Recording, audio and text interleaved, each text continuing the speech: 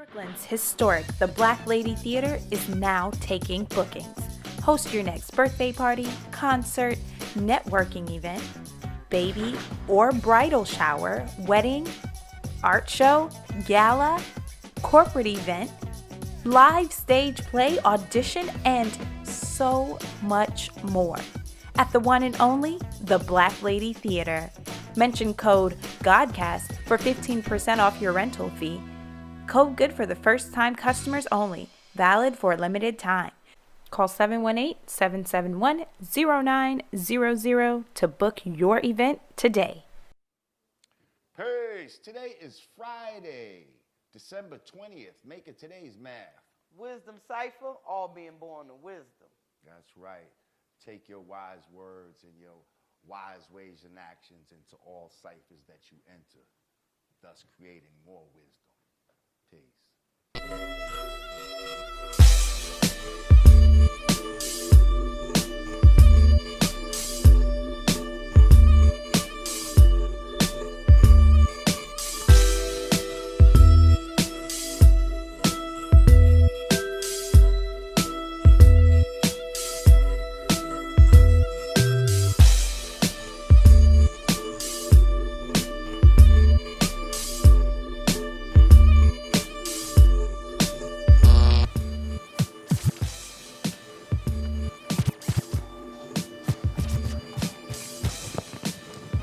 All right. Clap it up.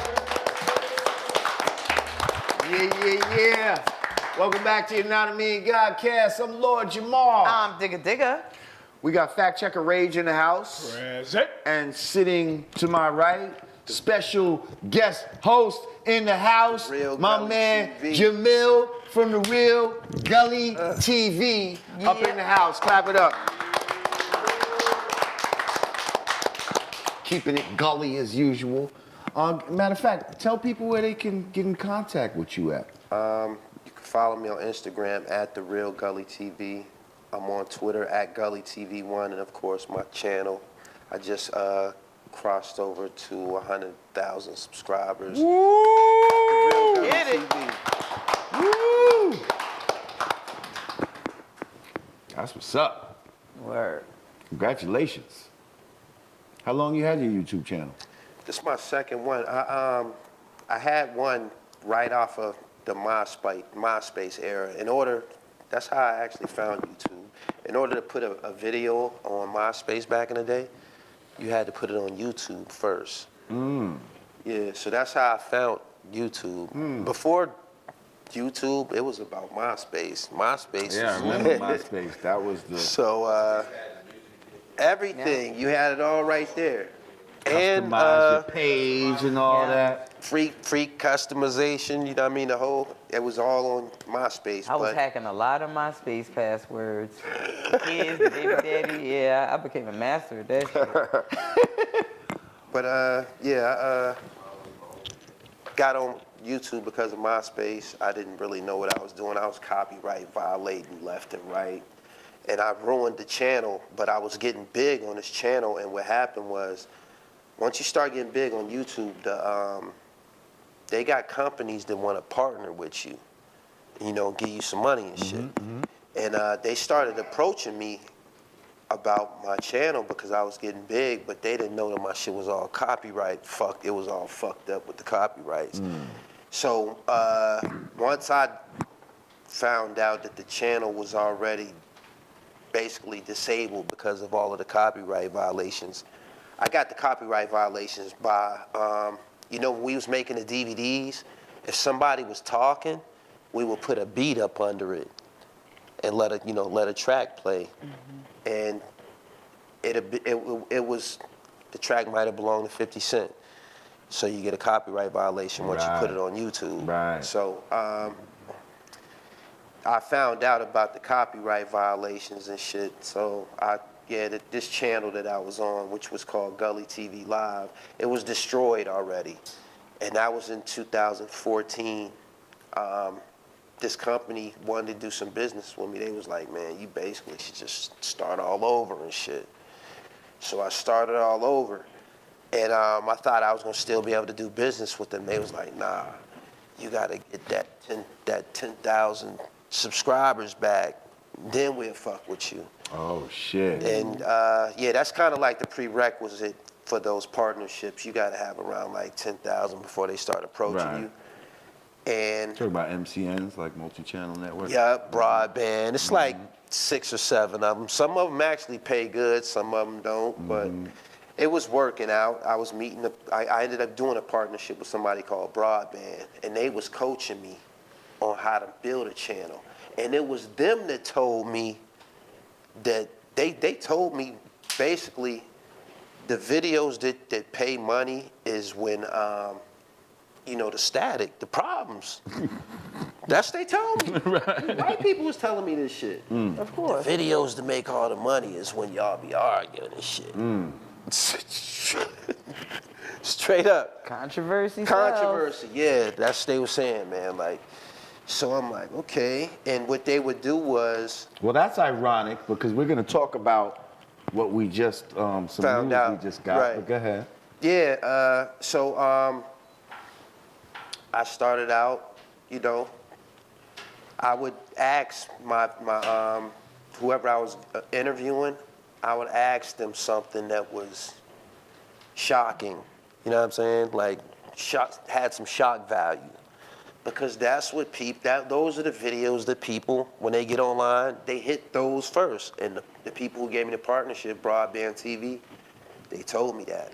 So from 2014 to now is the real Gully TV, the second channel. Wow. So, yeah. You know what? That actually correlates with a while ago we were talking about how I think we were discussing it, Leor Cohen, and it was revealed that he a part of it. Actually paying, you know, I'm not saying him per se, but I guess the powers that be at YouTube were actually paying certain artists to, I guess, incite beef with other artists because this was a part of, you know, building up content and getting those clicks and stuff. Well, listen, I've been noticing recently that, you know, it seems harder and harder to, like, monetize on YouTube. Yeah. You know, they implemented something new where all of a sudden it says, is your video child friendly? Like, you know, and if you put no, then it's like, now all of a sudden your shit is like limited to the type of advertisers that you know, which will limit your bread. You know what I mean? And if your bread is limited, that could limit your voice. That limits your channel. You know, your ability to do what you do. That could almost be a good thing too. Only because, like, if you have a child that's, you know how when you watch a video and different videos go from one to the other, if you sit your kid in front of the computer to watch Baby Shark, you don't want it to roll into some next something. You want that content to be I'm talking consistent. Strictly from the point of view of a content creator, okay? Not from somebody who's worried about if their kid is going to see some, you know, Lord Jamar cussing on on the show. I'm talking about as a content creator. So, no, it's not a good thing. From the content creator side. It's a bad fucking thing. On the content creator side, of course. If you're not making children's videos. Where's that? Can I have somebody's phone with that had that thing on it with the new? There was a story that just came out about YouTube. We can even cut here if we need to. Oh, your phone was dying?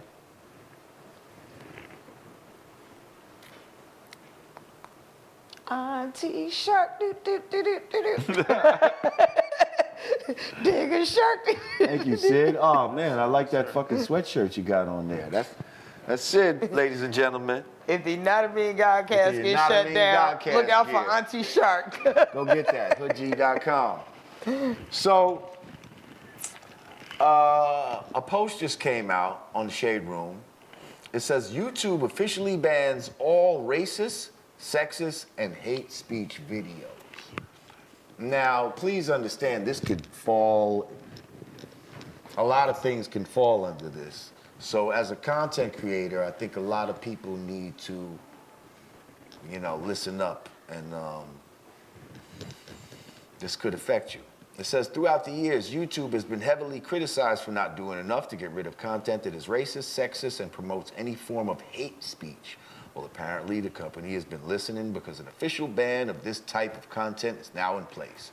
As reported by CBS News, YouTube will now remove any videos that hurl insult at people based on race, gender expression, sexual orientation, or other protected attributes, quote unquote. The ban also extends to content containing veiled threats of violence, as the popular video streaming company takes necessary steps into further moderating what people can say in the videos they create and upload to the platform. It says YouTube also announced that from now on, action will be taken against channels that have been found to repeatedly harass others in videos.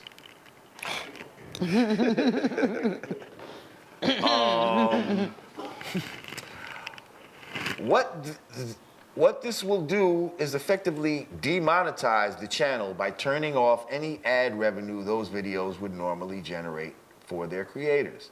The new anti-harassment and violence policies also apply to public officials, although those videos will remain on YouTube if they're considered parts of news stories, documentaries. Click the link in the bio. Yeah. That's deep right there, y'all. Okay, so I got two questions. Who would be said gatekeeper of what's considered hateful and racist and sexist? Would they have a panel of people? Would that panel be diverse? Or would they just not care unless the content is being reported to them? Like, is somebody really gonna have a hawk eye over every single video that gets uploaded, or are they just putting this out there as like a PSA, but in real life they don't care unless somebody is like getting complaints? I'm just curious to see how they're gonna enforce that. I don't know how they're gonna police it. They gonna start moving shit. Right. I mean, I'm sure there's immediately. algorithms that they can use within the computer when certain words are said in the video. If they, you know, the computer scans the video, if you say a certain word, you know, that might trigger an inspection, which then lets them see. I don't know. You know what I mean? But there's ways to do it. I was saying earlier, we need other alternatives than YouTube. Definitely. Like, we gotta stop acting like YouTube is the only fucking game in town. Like, there's gotta be, you know, other platforms where you can upload your videos and people can go watch them. YouTube is the most popular. It's the one that's, you know, plugged in with Google and all that type of shit. Right. You know what I mean? They got the most funding. What was the site that we started using at one point? Rage, you remember? Well, that wasn't, that was just for like video conferencing. You're talking about Shindig, yes? Yeah, I think so. Yeah, Shindig. That was just a video conferencing thing. No, that's not a place where you upload your videos. No, to watch us, they're not going through YouTube. They were watching it on Shindig, yes, right? But that's not a place where you archive videos like a YouTube. Oh, okay, where it's that was strictly a streaming place. Okay, got it. Like a conference meeting place or whatever. Hey, that might, you know, now might be the time for streaming services like that to, you know, to revamp. Well, it's also we need to, we need to come with the black YouTube, like, or just with the something that we understand. Not everything is hate speech either. Like that they might consider hate speech. I mean, YouTube has a competitor, Vimeo. You guys are familiar with Vimeo? Oh, Vimeo, yeah. Vimeo, okay. I mean, Just Vimeo. We might start looking at things like that. We just got to see because, you know, first they're going to tell you what you can't say. The next step is to tell you what you have to say. Right. And that's where it gets dangerous. This is where these things get dangerous.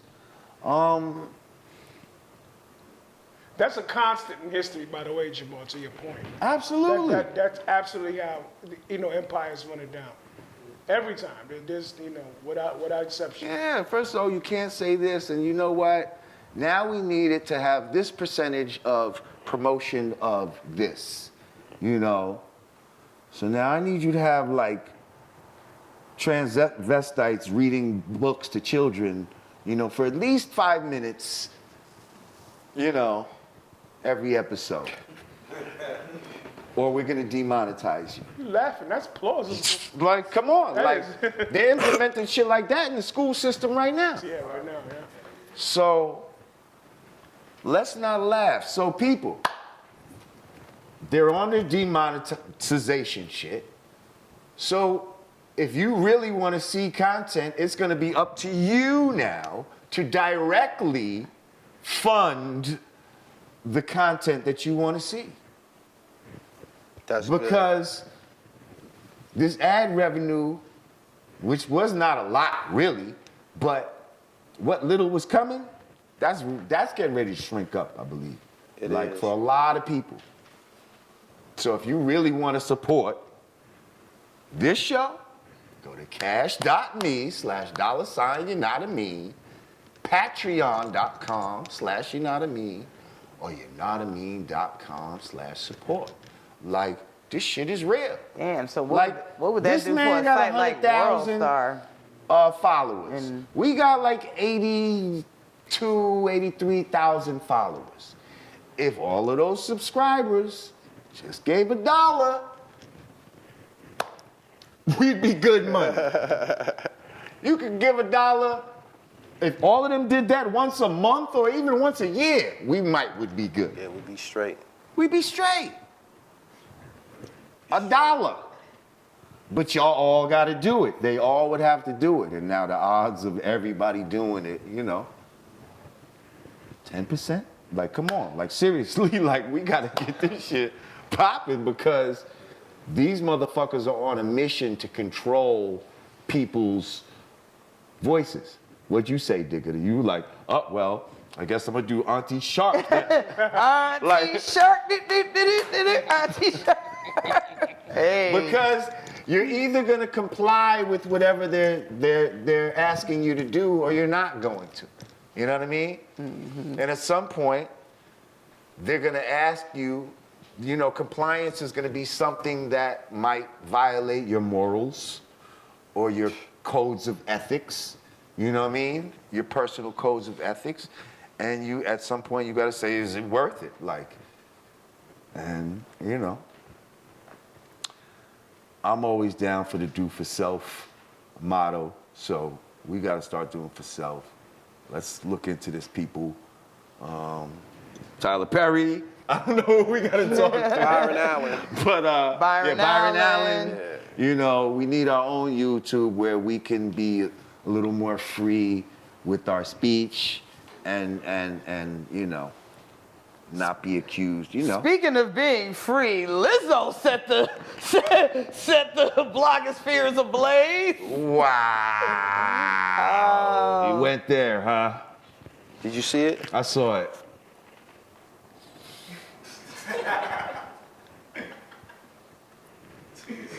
Shouts out to Lizzo. See, just being free. Okay. She just being free. Like, she's a black woman. You know what I mean? Let's forget the weight and all of that type of stuff. Like a beautiful one too. She's very pretty. She's a pretty girl. Right. Why are y'all laughing? Hello. She's a pretty girl. She's a pretty black woman. But like to go to a game like at an arena, and like you got a shirt where it's cut out and your ass is all out and you got a thong on, and then you're sitting on seats that like You know what I mean? That like thousands of people have sat on and like earled on and like popcorn and candy and your vagina is like right on the seat and all her ass meat is just directly like smothering the seat. Get the wrinkle out your forehead, Jamar. Unwrinkle your forehead. I'm just saying, like, you can't describe that without without that wrinkle. I don't know that I'm doing that. I have no mirror. You got a wrinkle in your forehead. I'm just bringing it to your attention. Okay, hang on. Shouts out Lizzo. Let me. I'm just saying, No, like, it's not hygienically the smartest thing to do. We talked about on a this hygienic last week. level. Huh? On a hygienic level. Would you want to have your kitty cat all bared out on a fucking, you know what I mean? No, we talked about this and last a movie week. theater, wouldn't that be nasty? Just raw on, you know, who knows where them seats been? Who knows where them seats been? People be trying to go viral. People stand on the seats, huh? And you just sitting on there like that. But all right, now let's put that aside. Look, can we just have some more respect for ourselves, sisters? How about that part of it? Can we have, oh, you could clap. And that, Can we have more respect for ourselves where we don't have to feel like... and that goes back to what I was saying last week. In order to be a bad bitch, you know, I gotta walk around with my ass all out and, you know. I feel like this And this false sense of confidence, too, that they try to push on the fat girls, too. Like, let's talk about that, too. You said the false sense of confidence. The false sense of confidence. Like you're not really crying yourself to sleep with hugging a ho-ho at the end That of the sounds very fat-phobic, Jamar. Are you being fat-phobic, Jamar? Well, no, I'm not fat-phobic. No. We know. But what I'm saying we is, had this they conversation will try to last week. promote unhealthy lifestyles and act like it's cool. You understand what I'm saying? Like that's, oh, it's cute to be unhealthy. Like, look at her. You know what I mean? Meanwhile, they're not necessarily promoting that to their women. Like, once in a while, they got a couple of fat funny girls or whatever, but it seemed like they try to, like, always do that, the big black mama, like, you know what I mean? No, I feel like big black chicken frying mama. You know? I we feel all like grew up with that. I said last The week. what's I think happening, mama. they're perpetuating Remember the you mama know, from the What's Happening? hypersexual black woman in every aspect. From You our know, my brothers from used to our call rappers those chicken to mama our singers, arms. You know those big arms? everybody. Those are kind of arms like a mama have, like when you go on a long bus trip and it be a real fat mama and she just, you use her arms like a pillow, like, you know what I mean? Like, chicken mama arms. But, yeah, man, it's just not cool. And why they just this false, yeah, I don't care that I'm big, yeah, I'm beautiful, and I'm out here with my ass out. There's big girls on Instagram with like 500,000 followers. Because a lot there's of them, fetishes too. out here. There's fetishes, you know, people that's into that, you know. Yeah, they have you on Instagram. I'm saying I'm sure there's anorexic girls that got 500,000 followers, like, you know what I mean? Right? Like, there's somebody for everybody. You understand what I'm saying? Like, this fetish is for all kind of shit. I'm happy for her being confident. I just feel like the bigger issue is, you know, they're just really quick to push, you know, the hypersexualized black woman to the forefront. I'm like, where are the 20-year-old Michelle Obamas in the makings? Like, we don't celebrate those enough.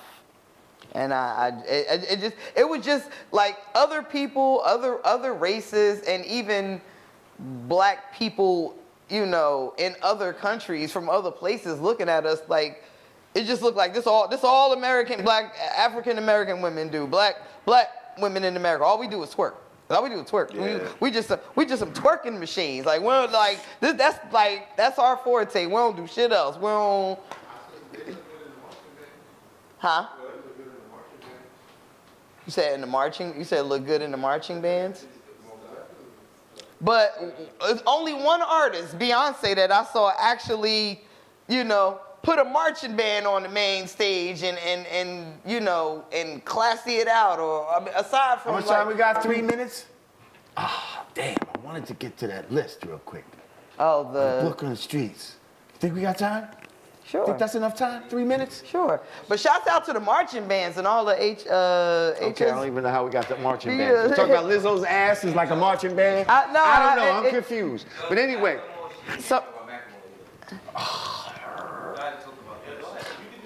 okay. Oh yeah, because you left off with. All right, yeah, we do have to talk about Macklemore. All right, fuck it.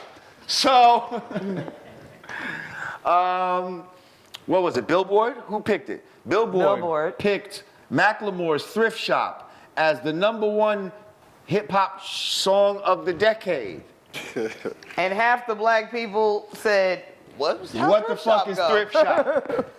Most of the people in this room said they don't even really know Thrift Shop. Do you know Thrift Shop? Never heard it. How's the shit go again? All I know is $20 is going to the thrift shop. Got $20 in my pocket. That's just Oh yeah, I'm gonna get some cash or something like that. No, he got the cash. He got 20. Well, listen, this some bullshit that can't possibly be the song of the day. Like, who's picking this? I'll tell you who's picking this. Who white people? Like, cause ain't no way that black people would even acknowledge that song like that, really. Like, and it ain't no hater shit. Like, we just gotta keep it real. Like, again, we live in two different worlds. Like, white people thinks that's the song of the decade. I guess we'd have to decide for ourselves what we would think. Quickly, what? We're gonna be all right, Kendrick Lamar. We're gonna be all right, Be Kendrick all Lamar. right. Okay, that's a nomination. Be all right. Kendrick Lamar. I'll take that before I take that shit. Song of the decade. 10 years.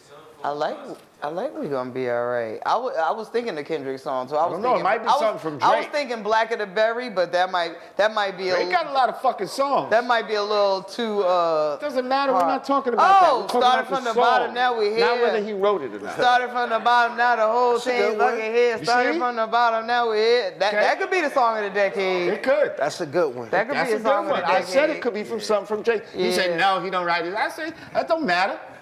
We just talking about the song. We're not talking about MC of the decade. That actually song. could be a song of the decade. That could be a good one. Yeah. Again, black Drake, people, we Kendrick. need to decide for ourselves, you know, what we think is the shit. We need to fucking get our own goddamn YouTube. We need to get our own supermarkets. We need to just get our own everything. I would be curious to see what people in the comments say. Well, what do you think the song, the top hip hop song of the decade? Yeah, put it in the would be? comments. What y'all, 2010 to now. what does the black people think the song of the decade is?